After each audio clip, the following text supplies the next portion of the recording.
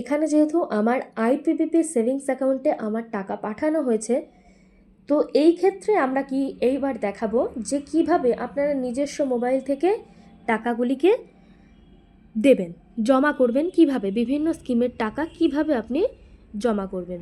তো at first প্রথম দিকে আমরা একটু নিচের দিকে স্ক্রল করলে পাবো মাই সার্ভিসেস, দেন এখানে মাঝে থাকবে পোস্ট অফিস সার্ভিসেস। এখান থেকে দেখুন পোস্ট অফিস সেভিংস অ্যাকাউন্টে আপনি টাকা পাঠাতে পারেন। পোস্টাল লাইফ ইন্স্যুরেন্স অর্থাৎ পিএলআই বা আরপিএলআই যদি কাস্টমারের ওপেন করা থাকে তো সেখানে আপনি টাকা জমা করতে পারেন। রেকারিং ডিপোজিট অর্থাৎ আরডি, এই স্কিমটিতেও আপনি টাকা জমা করতে পারেন। পাবলিক প্রভিডেন্ট ফান্ড পিপিএফে আপনি টাকা জমা করতে পারেন। সুকন্যা সমৃদ্ধি অ্যাকাউন্ট এসএসএতে আপনি জমা করতে পারেন। লোন এগেনস্ট রেকারিং ডিপোজিট এটাও আপনি করতে পারেন। তো এই সমস্ত স্কিমগুলির ক্ষেত্রে আপনি টাকা জমা করতে পারবেন, এগুলো মান্থলি প্রোভাইড করা হয়। এই ক্ষেত্রে